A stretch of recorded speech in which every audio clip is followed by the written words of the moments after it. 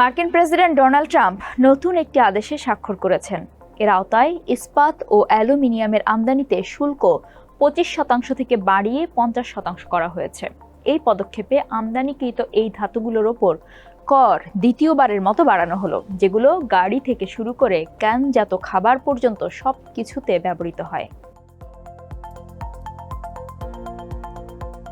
Trump ঘোষণা করেছেন 4 June থেকে কার্যকর হওয়া এই পদক্ষেপগুলো নেওয়া হয়েছে আমেরিকার ইস্পাত শিল্পের ভবিষ্যৎ নিশ্চিত করার জন্য। তবে সমালোচকরা বলছেন এই সুরক্ষামূলক নীতিগুলো আমেরিকার বাইরের ইস্পাত উৎপাদকদের জন্য ধ্বংসাত্মক হতে পারে। এটি বাণিজ্য অংশীদারদের প্রতিশোধমূলক ব্যবস্থা গ্রহণকে উস্কে দিতে পারে এবং আমেরিকান ব্যবহারকারীদের জন্য খরচ বাড়িয়ে দিতে পারে। শুল্ক বাড়ানোর কয়েক ঘন্টা আগে যেসব প্রতিষ্ঠান সরাসরি প্রভাবিত হবে তারা বিশ্বাসই করতে পারছিল না যে পরিকল্পনাটি বাস্তবায়ন হচ্ছে। তারা আশা করছিল এটা হয়তো অস্থায়ী কিংবা কোনো কৌশলগত দর কষাকষির অংশ। Walton is a global brand. World class innovation নিয়ে ওয়ালটন এখন দেশের সীমানা পেরিয়ে পৌঁছে গিয়েছে 50টিরও বেশি দেশে। ওয়ালটন, ঘরে ঘরে বিশ্বজুড়ে। ট্রাম্প যখন আদেশে স্বাক্ষর করছিলেন, যুক্তরাজ্যকে এর আওতার বাইরে রাখা হয়। ফলে সে দেশের ইস্পাত ও অ্যালুমিনিয়ামের ওপর শুল্ক 25% রাখা হয়। ট্রাম্প বলেন, এটি যুক্তরাষ্ট্রের সঙ্গে যুক্তরাজ্যের চলমান বাণিজ্য আলোচনার প্রতিফলন। ইন্ডিপেন্ডেন্ট ক্যান কোম্পানির প্রধান নির্বাহী রিক হিউথার বলেছেন, ট্রাম্প সম্পর্কে একটি সহজ প্রশ্ন হলো, এটা কি কৌশল নাকি দীর্ঘমেয়াদী পরিকল্পনা? মেরিল্যান্ড ভিত্তিক এই কোম্পানি ইউরোপ থেকে ইস্পাত আমদানি করে এবং তা দিয়ে ডেকোরেটিভ কুকিজের টিন, পপকর্ন বক্স সহ নানা পণ্য তৈরি করে। ট্রাম্পের আগের পদক্ষেপগুলো তাকে বিনিয়োগ থামাতে ও মূল্য বাড়াতে বাধ্য করেছিল। অনেক বিশৃঙ্খলা চলছে অভিযোগ তুলে তিনি বলেন, তিনি আশঙ্কা করছেন গ্রাহকরা এই অনিশ্চয়তার কারণে প্লাস্টিক বা কাগজের মতো বিকল্প বেছে নিতে পারে। মার্কিন সরকারি তথ্য অনুযায়ী ইউরোপীয় ইউনিয়নের পর যুক্তরাষ্ট্রই বিশ্বের সবচেয়ে বড় ইস্পাত আমদানিকারক, যার বেশিরভাগ আসে কানাডা, ব্রাজিল, মেক্সিকো ও দক্ষিণ কোরিয়া থেকে। প্রথম দফায় প্রেসিডেন্ট থাকাকালীন ট্রাম্প ইস্পাতে 25% এবং অ্যালুমিনিয়ামে 10% শুল্ক আরোপ করেছিলেন। জাতীয় নিরাপত্তার জন্য গুরুত্বপূর্ণ শিল্পগুলো রক্ষা করার ক্ষমতা আইনের আওতায় তিনি এই পদক্ষেপ নিয়েছিলেন। তবে শেষ পর্যন্ত অনেক পণ্য আমদানি শুল্ক থেকে ছাড় পায়, কারণ যুক্তরাষ্ট্র তার মিত্রদের সঙ্গে চুক্তি করে এবং কিছু আমদানির ক্ষেত্রে কোম্পানিগুলোর অনুরোধে ছাড় দেয়। গত মার্চে ট্রাম্প সেই ছাড় বাতিল করে বলেন, এই সুরক্ষা দুর্বল হয়ে পড়ায় তিনি অসন্তুষ্ট। 30 মে ইউএস স্টিল কারখানার এক জনসভায় ট্রাম্প বলেন, তিনি এত বেশি শুল্ক আরোপ করতে চান যাতে আমেরিকান ব্যবসাগুলো স্থানীয় সরবরাহকারীদের কাছ থেকে কিনতে বাধ্য হয়। সেখানে তিনি 50% হারের কথা উল্লেখ করে বলেন, কেউ এই বাধা অতিক্রম করতে পারবে না। এটার মানে কেউ আর আপনার শিল্প চুরি করতে পারবে না। এটা যদি 25% হয় তাহলে তারা এই দেয়াল পার হয়ে যেতে পারে, কিন্তু 50% হলে তারা আর পারে না। American iron and steel institute জানিয়েছে, ট্রাম্প শুল্ক বাড়ানোর আগ পর্যন্ত অর্থাৎ মে মাস পর্যন্ত আমদানি এবং স্টিলের কাঁচামাল উৎপাদনের হার গত বছরের তুলনায় খুব একটা পরিবর্তন হয়নি। তবে মার্চের তুলনায় এপ্রিল মাসে ইস্পাত আমদানি 17% কমেছে।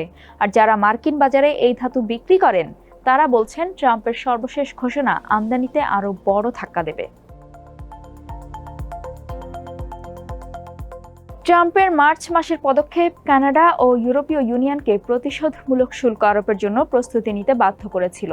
3 জুন ইউরোপীয় কমিশনের অর্থনৈতিক নিরাপত্তা ও বাণিজ্য মুখপাত্র ওলফ গিল বিবিসিকে বলেন, দুই পক্ষই একটি চুক্তির পথে অগ্রগতি আনতে জোরালো আলোচনায় ব্যস্ত। তিনি বলেন, ভালো চুক্তি করতে আমরা গুরুত্ব সহকারে আলোচনা করছি। আমরা সত্যি আশা করি আমেরিকানরা আগের মতো এবারও এই নতুন শুল্ক হুমকি থেকে সরে আসবে, তবে সেটা এখনো দেখা বাকি।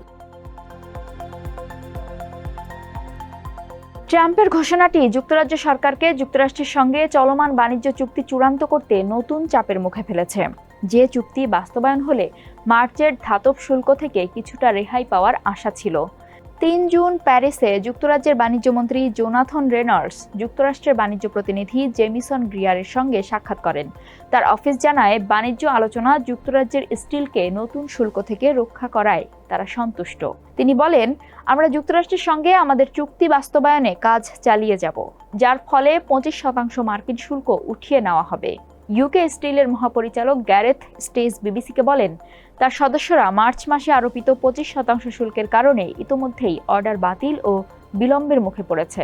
তিনি সতর্ক করে বলেন, যুক্তরাষ্ট্রের 50% শুল্ক যুক্তরাজ্যের রপ্তানির জন্য বিধ্বংসী হবে, যা মোট রপ্তানির প্রায় 7%। 50% শুল্ক চালু হওয়া মানে সাথে সাথেই সব দরজা বন্ধ হয়ে গেল। সব না হলেও আমাদের বেশিরভাগ অর্ডার এখন বাতিল হবে।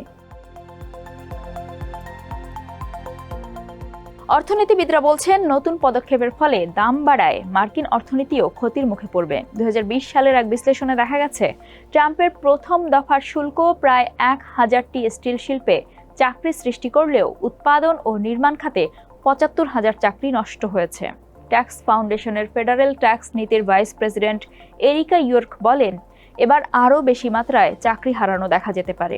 তিনি বলেন, স্টিল ও অ্যালুমিনিয়ামের মতো দ্বিতীয় ধাপের উপাদানের ওপর শুল্ক সবচেয়ে বেশি ক্ষতিকর প্রমাণিত হয়েছে, কারণ এতে মার্কিন উৎপাদন খরচ বেড়ে যায়। এই ধরনের শুল্কে দ্বিগুণ জোর দেওয়া অত্যন্ত বোকামি। ইলিনয়ের একটি ছোট পারিবারিক মালিকানাধীন প্রস্তুতকারক প্রতিষ্ঠান ড্রিল রড অ্যান্ড টুল স্টিলসের সাপ্লাই চেইন ম্যানেজমেন্ট পরিচালক চ্যাড বার্টুসেক কোম্পানিটি প্রতি বছর মার্কিন যুক্তরাষ্ট্রে তৈরি হয় না এমন নির্দিষ্ট মানের প্রায় 8 লাখ পাউন্ড অস্ট্রিয়ান ইস্পাত আমদানি করে। তিনি জানান, বর্তমানে তার 3 কন্টেইনার স্টিল রড অপেক্ষমান রয়েছে, যেগুলো বছরের শুরুতে শুল্ক ছাড়াই ঢোকার কথা ছিল। গত সপ্তাহ পর্যন্ত তিনি শুল্ক বাবদ প্রায় $72,000 দেবেন বলে ধারণা করেছিলেন। এখন তা বেড়ে দাঁড়িয়েছে প্রায় $1,45,000। তিনি ট্রাম্পের ঘোষণার প্রতিক্রিয়ায় বলেন, সকালে ঘুম থেকে উঠে খবর দেখে আমি হতবাক হয়ে যাই, কারণ এর কয়েক সপ্তাহ আগ পর্যন্ত ব্যবসা স্থিতিশীল ছিল। তবে বছরের শুরুতেই শুল্কজনিত খরচ সামাল দিতে তারা 8% থেকে 14% বাড়িয়ে দাম দিয়েছিল। গ্রাহকরা এখন সাবধানে অর্ডার দিচ্ছে, আর তাকেও কর্মীদের কাজের সময় কমিয়ে দিতে হয়েছে। তিনি বলেন, একটার পর একটা আঘাত আসছে, আশা করি দ্রুত এটা স্বাভাবিক হয়ে যাবে।